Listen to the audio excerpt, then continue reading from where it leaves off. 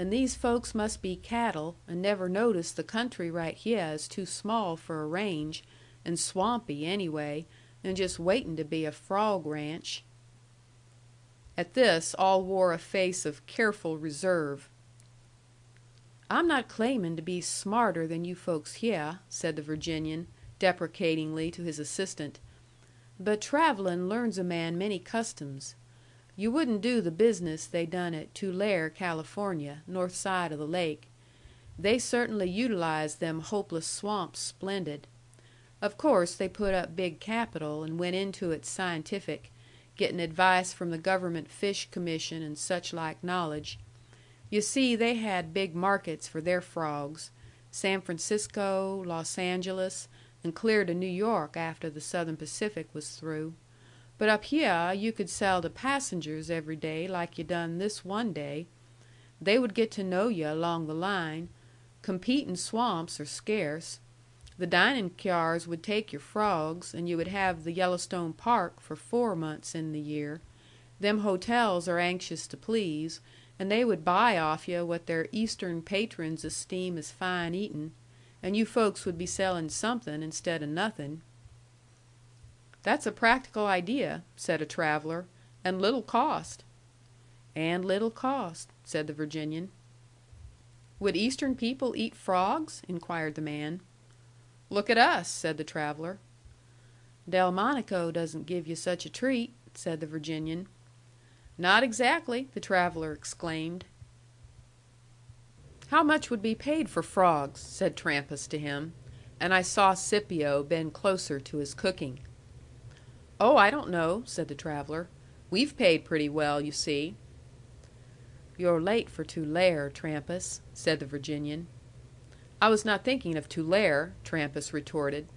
Scipio's nose was in the frying pan. "Most comical spot you ever struck," said the Virginian, looking round upon the whole company. He allowed himself a broad smile of retrospect. "To hear 'em talk frogs at Tulare. Same as other folks talks hosses or steers or whatever they're raisin' to sell. You'd fall into it yourselves if you started the business. Anything a man's bread and butter depends on he's goin' to be earnest about. Don't care if it is a frog." "That's so," said the native. "And it paid good?"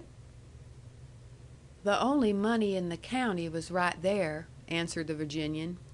"It was a dead county, and only frogs was movin'. But that business was a fannin' to beat four of a kind. It made you feel strange at first, as I said, for all the men had been cattle men at one time or another. Till you got accustomed, it would give most anybody a shock to hear 'em speakin' about herdin' the bulls in a pasture by themselves." The Virginian allowed himself another smile, but became serious again. "That was their policy," he explained. "Except at certain times a year they kept the bulls separate. The fish commission told 'em they'd better. And it certainly worked mighty well.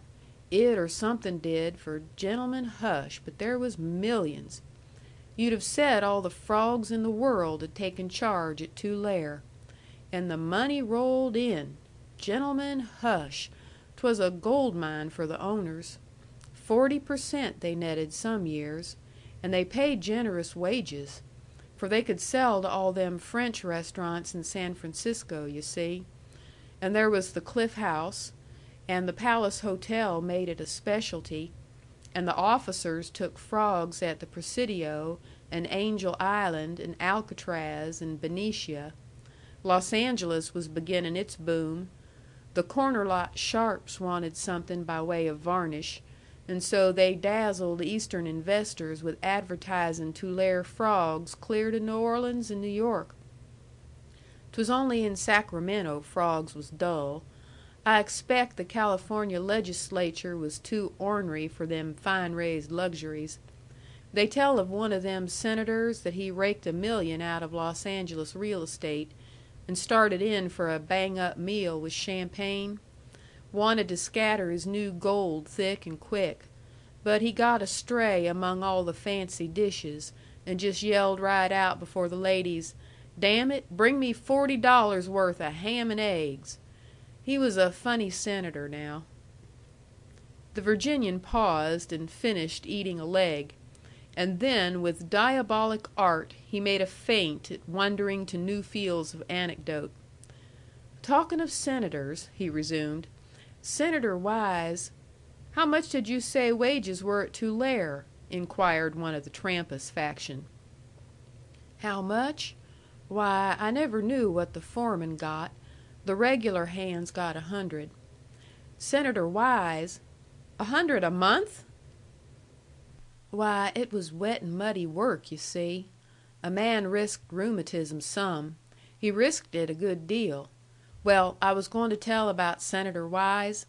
When Senator Wise was speaking of his visit to Alaska—" "40%, was it?" said Trampas. "Oh, I must call my wife," said the traveller behind me. "This is what I came West for." And he hurried away. "Not 40% the bad years," replied the Virginian. "The frogs had enemies, same as cattle. I remember when a pelican got in the spring pasture and the herd broke through the fence." "Fence?" said a passenger. "Ditch, seh, and wire net. Every pasture was a square swamp with a ditch around and a wire net. You've heard the mournful, mixed up sound a big bunch of cattle will make? Well, seh, as yu' druv from the railroad to the Tulare Frog Ranch, yu' could hear 'em a mile. Springtime they'd sing like girls in the organ loft, and by August they were about ready to hire out for bass. And all was fit to be soloists, if I'm a judge. But in a bad year it might only be 20%.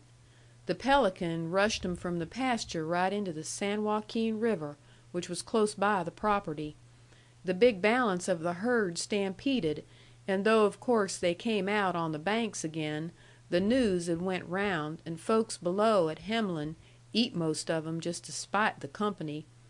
You see, a frog in a river is more hopeless than any maverick loose on the range. And they never struck any plan to brand their stock and prove ownership." "Well, 20% is good enough for me," said Trampas, "if Rawhide don't suit me." 100 a month!" said the enthusiast, and busy calculations began to arise among them. "It went to 50%," pursued the Virginian, "when New York and Philadelphia got to bidding against each other. Both cities had signs all over 'em claiming to furnish the Tulare frog. And both had 'em all right. And same as cattle trains, yu'd see frog trains tearing across Arizona. Big glass tanks with wire over 'em, through to New York, and the frogs staring out." "Why, George," whispered a woman's voice behind me, "he's merely deceiving them. He's merely making that stuff up out of his head." "Yes, my dear, that's merely what he's doing." "Well, I don't see why you imagined I should care for this. I think I'll go back." "Better see it out, Daisy. This beats the geysers or anything we're likely to find in the Yellowstone." "Then I wish we had gone to Bar Harbor as usual," said the lady, and she returned to her Pullman. But her husband stayed. Indeed, the male crowd now was a goodly sight to see, how the men edged close, drawn by a common tie. Their different kinds of feet told the strength of the bond. Yellow sleeping car slippers planted miscellaneous and motionless near a pair of Mexican spurs. All eyes watched the Virginian and gave him their entire sympathy. Though they could not know his motive for it, what he was doing had fallen as light upon them, all except the excited calculators. These were loudly making their fortunes at both Rawhide and Tulare, drugged by their satanically aroused hopes of gold, heedless of the slippers and the spurs. Had a man given any sign to warn them, I think he would have been lynched. Even the Indian chiefs had come to see in their show war bonnets and blankets. They naturally understood nothing of it, yet magnetically knew that the Virginian was the great man. And they watched him with approval. He sat by the fire with the frying pan, looking his daily self, engaging and saturnine. And now, as Trampas declared tickets to California would be dear, and Rawhide had better come first, The Southerner let loose